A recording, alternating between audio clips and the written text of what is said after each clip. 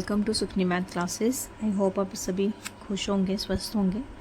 तो जो मैंने इंटीग्रल इक्वेशन की सीरीज़ शुरू की थी उसमें ये काफ़ी इम्पॉर्टेंट है। ये एमएससी जो है फोर्थ सेम सेकंड सेम के PYQ जो है उसमें से क्वेश्चन लिया गया है। तो इससे रिलेटेड जो क्वेश्चंस हैं, अगर आपको वोल्टेरा समझ लगी फ्रेंड और भी ऐसे ही करनी है तो इसको आप ध्यान से समझ लेना। हर एक स्टेप जो है वो साथ साथ में मेंशन किया हुआ है। अगर किसी बच्चे ने कुछ भी नहीं एमएससी के अभी शुरू नहीं किया स्टडी करनी, तो इसी में आपको ये सारे टाइप्स जो है, वैसे मैंने प्रीवियस जो वीडियोस डालनी है उसमें इनकी टाइप्स के बारे में दिया हुआ है। तो अगर कोई बच्चा यहाँ पे इसको देख रहा है, अगर वो नहीं भी पहले दिखी तो पहले देख लो, अगर नहीं भी देखी तो आपको यहाँ से हर एक चीज़ जो है, मैंने इस तरीके से ही नोट्स बनाए हैं कि आपको हर एक चीज़ जो है वो क्लियर हो जाए। तो आइए शुरू करते हैं। इसमें है कि हमने इस जो वोल्टेरा इंटीग्रल इक्वेशन है उसका सोल्यूशन फाइंड आउट करना है। तो मैंने अपनी प्रीवियस जो थी लेक्चर उसमें ये डिफ़ाइन किया, वैसे मैंने यहाँ पे लिखा भी है। जो हमारे पास इंटीग्रल इक्वेशन होती है, वोल्टेरा इंटीग्रल इक्वेशन, वो इस तरह की होती है। Alpha X dot Y X is equals to F of X plus lambda 0 to X के of X D Y T D T. तो ये जो पूरी टाइप है ये हमारे पास, क्योंकि वो अपर वाली जो लिमिट है वो वेरिएबल है, तो ये हमारे पास वोल्टेरा इंटीग्रल इक्वेशन गिवन है हमारे पास। तो इसको हमने जब इसके साथ कंपेयर करेंगे, जो हमारे पास मेन इक्वेशन दी है, हमने इसका सोल्यूशन फाइंड आउट करना है।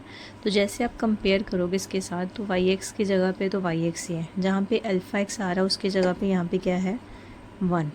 ठीक है, जब आप कंपेयर करोगे तो अल्फ़ा एक्स की वैल्यू आ गई हमारे पास 1, एफ ऑफ एक्स जो है उसकी जगह पे 1 है, लैम्डा जो है उसकी जगह पे 1 है, के ऑफ एक्स टी जो हमारे पास होता है कर्नल, वो लिखा हुआ है क्योंकि वो फंक्शन एक्स और टी दोनों का फंक्शन है, वो एक्स टी लिखा हुआ है, Y T D T.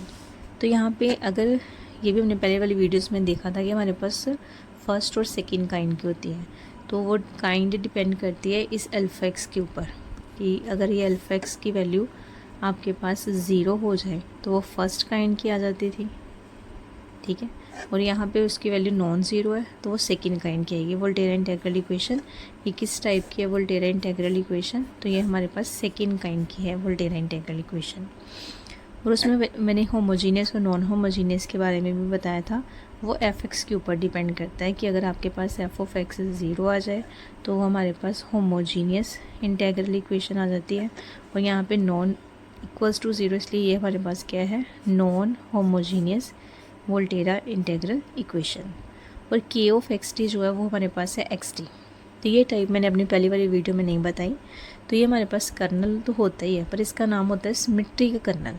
Symmetry का मतलब है कि एक सिमेट्रिसिटी मेंटेन है, कि चाहे आप x को t लिखो या t को x लिखो, कोई फ़र्क नहीं पड़ेगा। जैसे ये फंक्शन है, अगर मैं पहले t लिख दूँ बाद में x लिखूँ तो इसका मतलब पहले यहाँ पे t आ जाएगा, x तो कोई फ़र्क नहीं है, क्योंकि मल्टीप्लाई में x t लिखो या t x लिखो वो एक ही चीज़ है।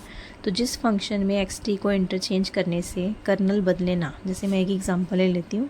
अगर आपके पास x t मान लो ऐसे होता है एक्स स्क्वायर t, ये एक एग्जाम्पल ही है।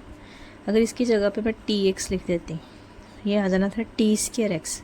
अब ये दोनों सेम नहीं है, ठीक है, तो ये सिमेट्रिक नहीं है। तो सिमेट्रिक कर्नल वो होता है जिसमें एक्स को टी करने से या टी को एक्स करने से उस बदले ना चीज़, ठीक है। तो यहाँ पर ये जो हमारे पास कर्नल है वो सिमेट्रिक कर्नल है। तो यहाँ से आपके पास सिमेट्रिक कर्नल की जो डेफिनेशन है वो भी क्लियर होगी। यूजीसी में कई बार समझ आ जाता है कि चेक करो कि कौन सा सिमेट्रिक कर्नल है, तो वैसे हम इंटरचेंज करके देख लेते हैं कि हाँ एक्स को टी या टी को एक्स पुट करने से अगर वैल्यू नहीं चेंज हो रही है, इट मीन्स कि वो जो कर्नल है वो सिमेट्रिक कर्नल है। और दूसरी चीज़ एक हमारे पास आ जाता है सेपरेबल, जिसको हम डीजेनरेट कर्नल भी बोलते हैं। सेपरेबल नाम से क्लियर है, जिसको हम सेपरेट कर सकें, मतलब अलग अलग कर सकें। मतलब जैसे फंक्शन तो होता है एक्स और टी का, अगर आप एक्स वाली चीज़ को अलग लिख पा रहे हो और टी वाली चीज़ को अलग लिख पा रहे हो, इसका मतलब सेपरेट कर पा रहे हो, तो वो उसका नाम बन जाता है सेपरेबल कर्नल। जैसे ये एक्स और टी है, तो एक्स अलग है टी अलग है, तो इसका मतलब ये हमारे पास सिमेट्रिक भी है प्लस ये सेपरेबल भी है, ठीक है। और अगर मान लो इसी में एक एग्जांपल मैं यहाँ पे यूज़ कर लेती हूँ कि अगर मान लो आपके पास के ऑफ एक्स टी अगर लिखा हो एक्स प्लस टी, तो ये हमारे पास सेपरेबल नहीं है, क्योंकि हम इनको अलग अलग करके नहीं लिख सकते। एक्स को अलग करके मतलब इस टाइप में नहीं लिख सकते, एफ एक्स और जी एक्स के टाइप में। तो तो इस तरीके से हमारे पास, जैसे ये हमारे पास आ गया x plus T whole square, तो इसको आप X square plus T square plus 2xt, इस तरीके से टाइप्स आने शुरू हो जाएंगे। तो सेपरेबल कर्नल का मतलब होता है कि आप x की टर्म्स को अलग लिख सकते हो और t वाली टर्म्स को अलग लिख सकते हो, तो वो हमारे पास आ जाएगा सेपरेबल कर्नल। नेक्स्ट यहाँ पर जो लैम्डा था उसकी वैल्यू 1 आई थी। लैम्डा जो है वो हमारे पास नॉन ज़ीरो रियल और कॉम्प्लेक्स पैरामीटर होता है, तो यहाँ पर वो रियल पैरामीटर है।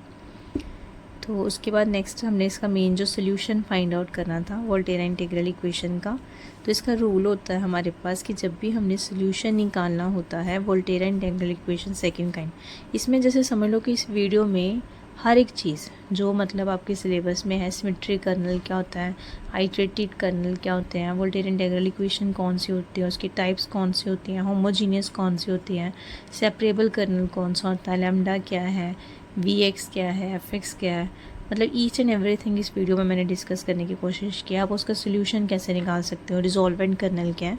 तो जैसे ये फर्स्ट ये कि इसका हमने सोल्यूशन निकालना था। सोल्यूशन निकालने का रूल क्या होता है, ये सोल्यूशन होता है। जैसे आपको ये इक्वेशन गिवन है वोल्टेरा इंटीग्रल इक्वेशन, तो इसका सोल्यूशन क्या होता है, y(x) is equals to f(x) plus lambda, जो kxt है ना उसकी जगह पे हम लिख देते हैं rxt कॉमा लैम्डा। तो ये हमारे पास कर्नल होता है, इसका नाम होता है आर से रिजोल्वेंट कर्नल। और यहाँ पर जैसे वाई टी ये जो फंक्शन है बाहर वाला वो एग्जिस्ट करता है, पर यहाँ पर जब हमने सोल्यूशन लिखना होता है यहाँ पे ये जो f(x) जो होमोजीनियस नॉन होमोजीनियस के लिए है उसको हम यहाँ पे यूज़ करते हैं ft, तो ये आपके पास प्रॉपर सोल्यूशन बन के आ जाता है। ठीक है, तो इसका मतलब अगर आप इस इक्वेशन का सोल्यूशन निकालना चाहते हो तो आपको क्या चाहिए, रिजॉल्वेंट कर्नल निकालना। तो जब आपका यहाँ पे कर्नल की जगह पे रिजॉल्वेंट कर्नल fx तो चलो गिवन होगा, उसकी जगह पे बस t ही लिखना है, तो आपका सोल्यूशन मेन है कि कर्नल से हमने रिजॉल्वेंट कर्नल निकालना। तो उसका भी मैंने यहाँ पे प्रॉपर फार्मूला जो है वो लिखा हुआ है रिजॉल्वेंट कर्नल का। तो मेन वही है कि हमने निकालना है रिजॉल्वेंट कर्नल।